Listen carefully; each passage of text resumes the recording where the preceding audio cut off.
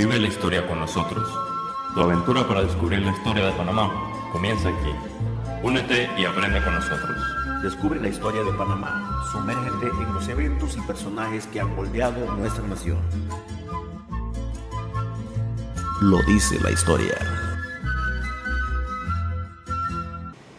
Bienvenidos a Lo dice la historia. Mi nombre es Leticia Pineda, junto a mi compañera Nayeli Acosta, y hoy exploraremos un capítulo crucial de la historia de nuestro Panamá, cómo lo fueron los movimientos estudiantiles del año 1957 al año 1964, un periodo marcado por la resistencia, la valentía y la lucha en Panamá.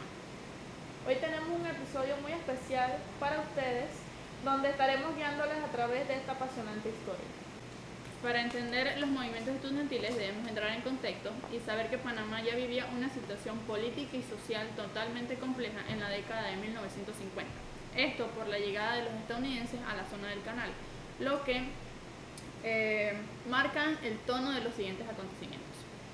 Exactamente, estos años fueron cruciales en la historia, marcados por protestas estudiantiles que tuvieron un gran impacto en la sociedad y en la política del país, desde la oposición al tratado Raymond Eisenhower en 1957 hasta los trágicos eventos de los días de los mártires en 1964.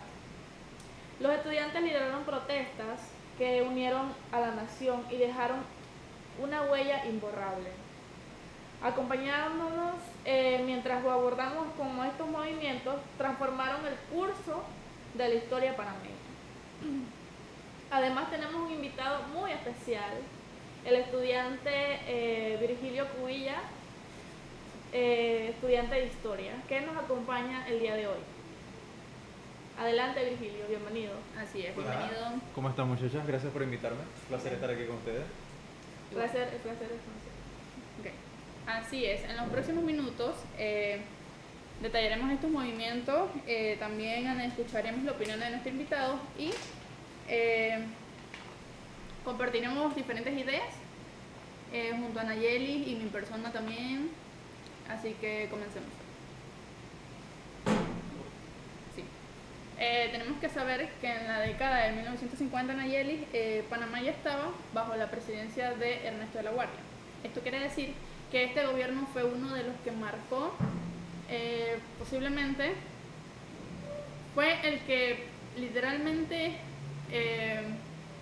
vivió estos movimientos estudiantiles, porque el país ya se veía en una crisis por el mal manejo económico de la presidencia de Ernesto. Lo dice la historia.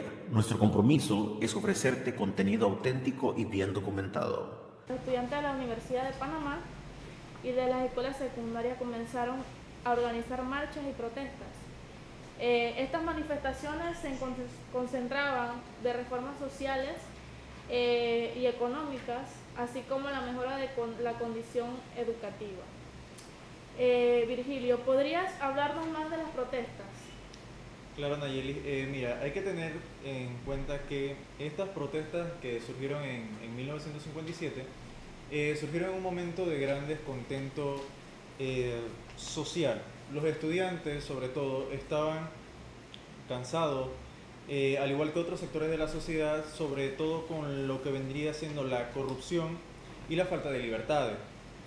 Las manifestaciones fueron, por obvias razones, duramente reprimidas, pero como un punto bueno es que sembraron las semillas para futuras movilizaciones. Ese es el punto bueno que le puedo dar a esto.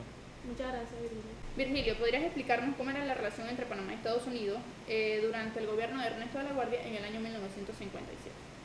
Claro, Stacy, mira, durante ese periodo, 1957, con Ernesto de la Guardia como presidente, Panamá mantenía una relación bastante compleja con Estados Unidos, debido a que Estados Unidos estaba, y era la autoridad que estaba presente en la zona del canal, tenía ese control de esa área, y también la influencia bastante significativa que tenía sobre nosotros en la política panameña.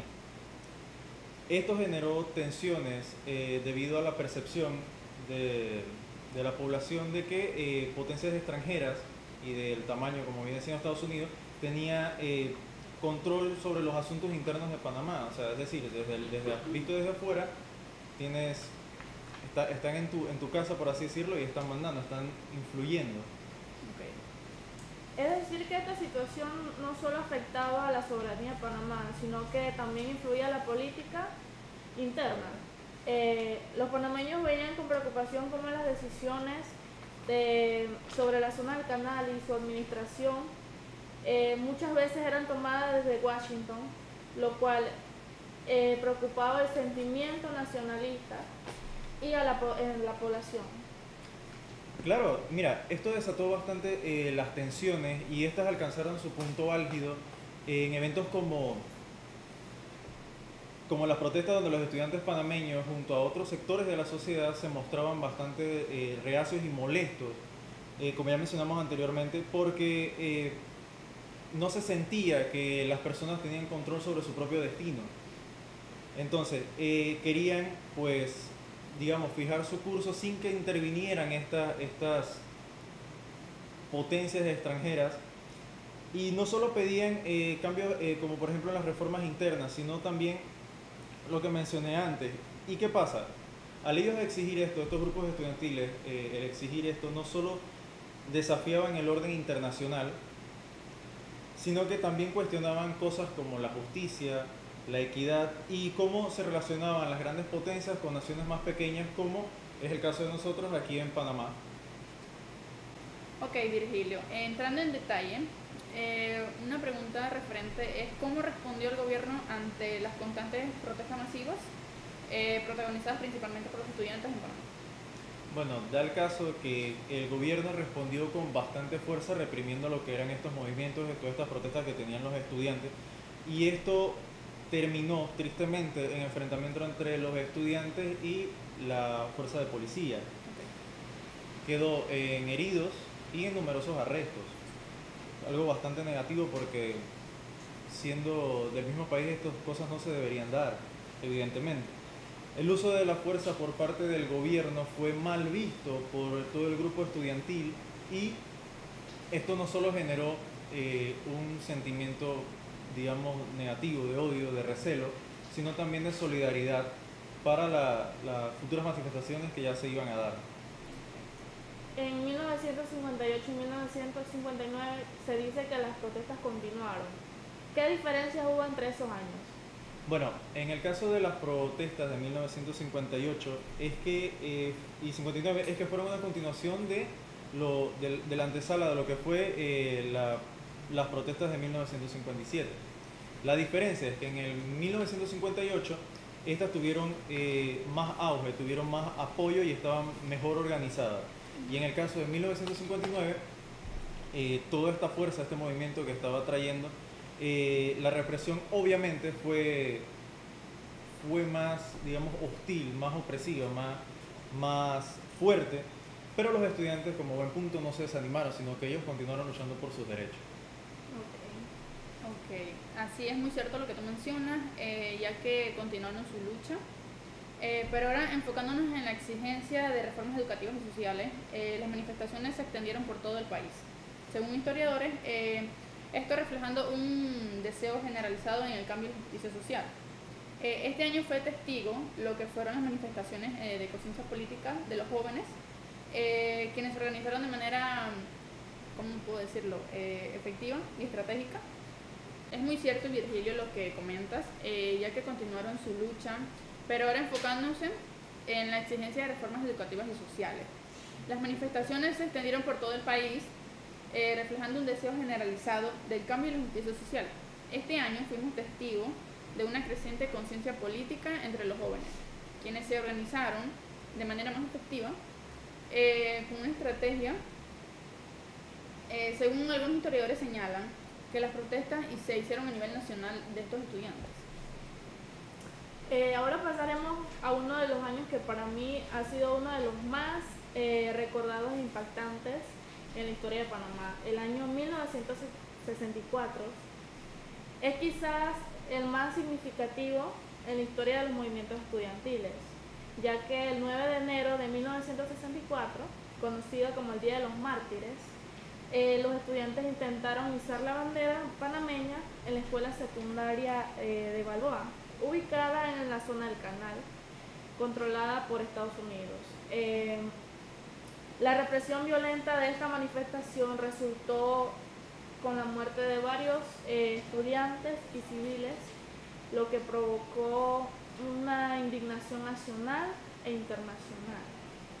Así es, Nayeli. Estos movimientos estudiantiles no solo marcaron la historia de Panamá, sino que también demostraron la valentía y por la justicia y la soberanía del país. También queremos saber qué eventos llevaron a los disturbios del 9 de enero del año 1964 en Panamá. Muy buena pregunta. Mira, los eventos del 9 de enero de 1964, como mencionó Nayeli, el Día de los Mártires, es un episodio bastante triste y que marcó la historia de aquí de nosotros como panameños. Y es que esos disturbios fueron el resultado de la acumulación de décadas de sentimientos, de tensión acumulada y sobre todo por la presencia militar que había en la zona del Canal de Panamá. Los panameños estaban frustrados por la falta de control sobre su propia tierra, sobre su propio territorio, y los incidentes previos que hubo con los estudiantes y las confrontaciones que hubo con las autoridades estadounidenses, esto solo agravaba el problema. Y pues siendo el claro ejemplo que desató esto fue el intento de los estudiantes por izar la bandera en instituciones educativas en la zona del canal. Esto pues elevó más las tensiones y como buen punto es que elevó el fervor patriótico entre la juventud pues panameña, cosa que no se había visto antes y como vimos también el año pasado pues algo similar.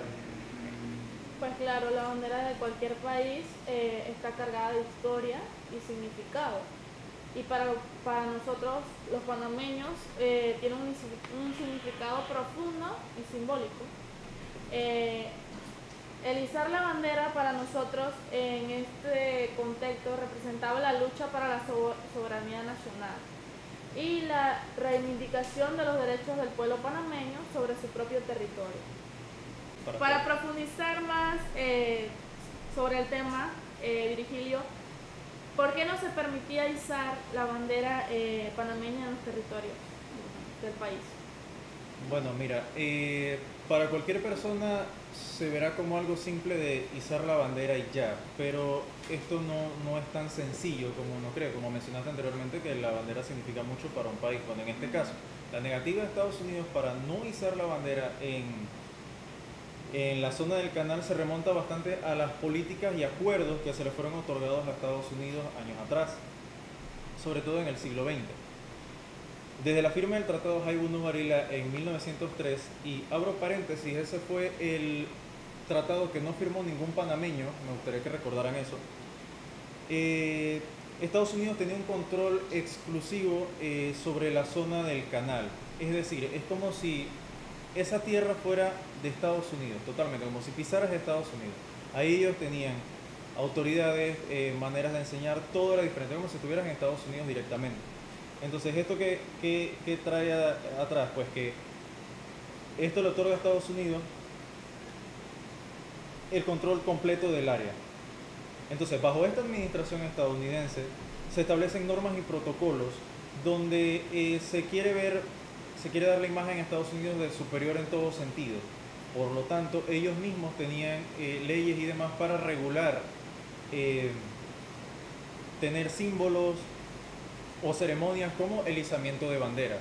Entonces, izar la bandera pues sería como decir llevarle la contraria, donde ellos tienen la total soberanía de ese territorio. Ok. Es decir, Virgilio, que los Estados Unidos mantenían una política de no reconocer actos simbólicos que pudieran interpretarse como una afirmación de soberanía por parte de Panamá sobre la zona del canal. Sí, tienes toda la razón. Es como dije anteriormente, permitir el izamiento de la bandera podía haber sido visto como un desafío a la autoridad y el control estadounidense sobre el área. Y recordemos, es una nación bastante pequeña y no puedes desafiar a un gigante como lo es Estados Unidos. Es interesante cómo estas razones combinadas explican por qué Estados Unidos apoyó a una postura inflexible respecto al izamiento de la bandera panameña en la zona del Canal de Panamá durante décadas. y que ocurrieran a la creciente tensión y los conflictos que llevaron a los disturbios del 9 de enero de 1964 y otros eventos de protestas de la resistencia en estos años anteriores.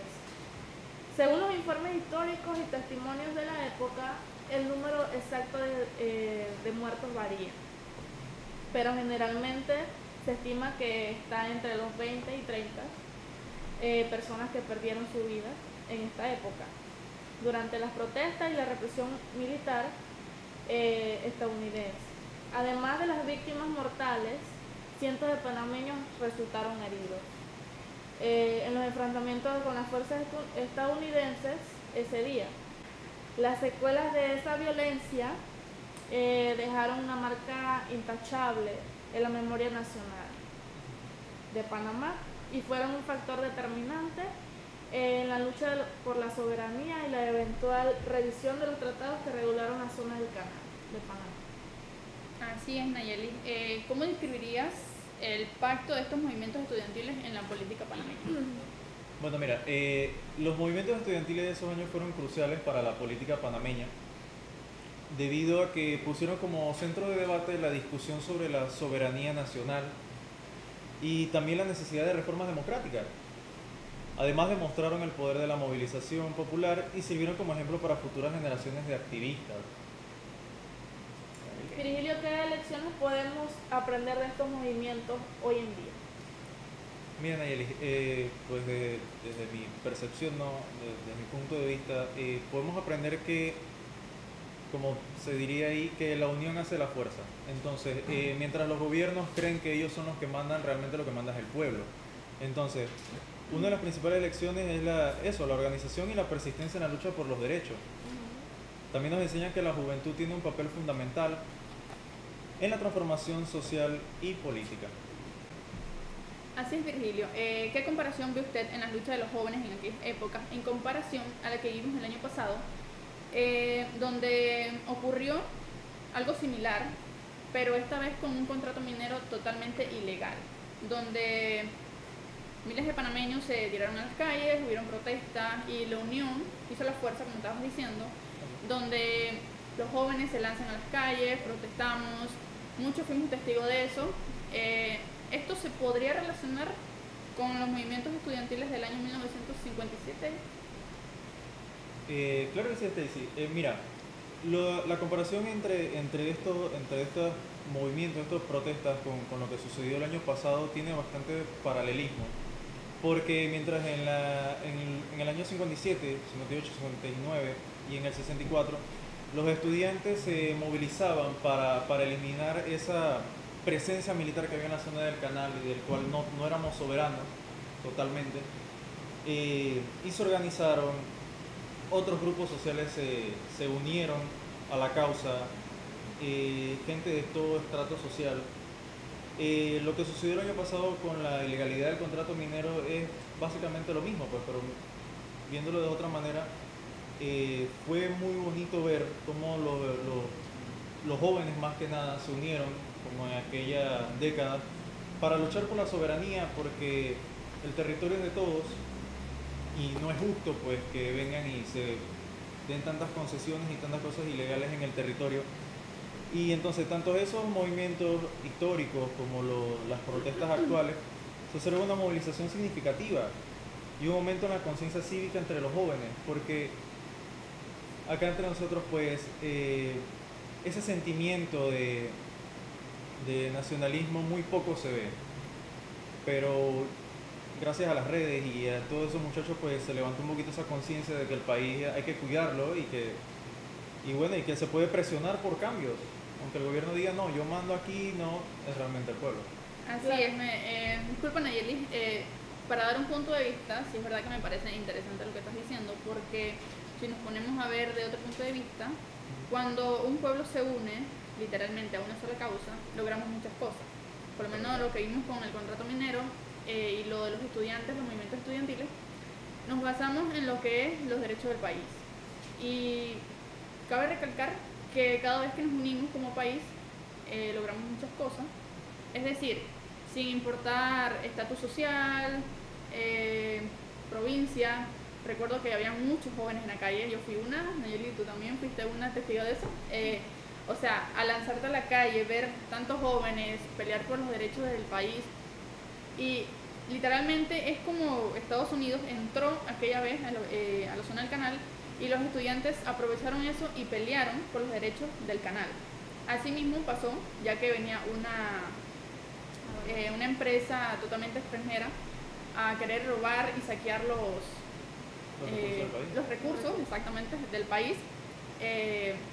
Ahí es cuando realmente nos unimos como panameños, al sentir eso de que verdaderamente amamos nuestra patria. Así es.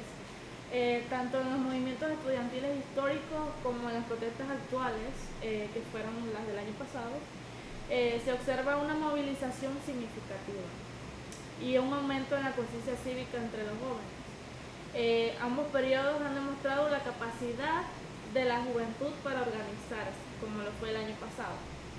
Educar a la comunidad sobre los problemas críticos y presionar por cambios significativos en la política y la gobernanza, y más ahora con la avanzada tecnología y la ventaja de las redes sociales, donde los jóvenes panameños se apoderaron para hacer llamados a toda la población para que salieran de sus casas a hacer protestas. Así es, Nayeli. Cómo ver que las redes sociales literalmente nos unen, porque es verdad, muchas personas estaban en el interior del país, otros en la capital, y la información corrió tan rápido que se une toda la población a hacer protestas y luchas. Es así como nunca olvidaremos a aquellos mártires de la época de los movimientos estudiantiles. Incluso en el año 2023, cuando se dieron las manifestaciones sobre el contrato minero, también hubieron personas heridas, muertos lastimosamente, y nunca se olvidarán estas personas, porque literalmente fueron los que también lucharon por la soberanía de todo un país. ¿Qué consejos le das, Virgilio, a los jóvenes oyentes y sobre todo a los jóvenes que hoy nos sintonizan? Bueno, Stacy, mi consejo para todos los que nos ven y nos escuchan es que presten atención, es decir, que estudien la historia. Algunos dirán que es algo aburrido, pero nos relata todas las historias de personas que tal vez no están aquí hoy en día o tal vez sí, pero fueron, por ejemplo, movimientos históricos del que yo no tenía conocimiento. Se siente pues esa pasión, esa unión de un pueblo, y es algo bastante bonito de ver. Y también, como el año pasado, edúcase sobre temas que importan, sobre la historia, involucrarse en actividades que tengan que ver, donde ustedes participan activamente, cosas como la política, y sobre todo para construir un futuro, porque, oye, ¿a quién no le gustaría el día de mañana tener un buen salario, tener un buen trabajo, tener un buen gobierno? Y todo eso se logra educándose y tomando buenas decisiones. Bueno, para recapitular todo lo que ha hablado mi compañera Stacy y mi invitado Virgilio, también discutimos la represión, la valentía de los estudiantes y el impacto duradero de sus acciones. También vimos un poco sobre los movimientos que fueron parte de la lucha más amplia por la soberanía y los derechos democráticos de nuestro país. Así es. Me gustaría saber cómo te has sentido en la entrevista. O sea, literalmente, ¿cómo te has sentido? Bueno, la verdad es que un poquito nervioso, pero ya más relajado, pues la verdad es que muy bien.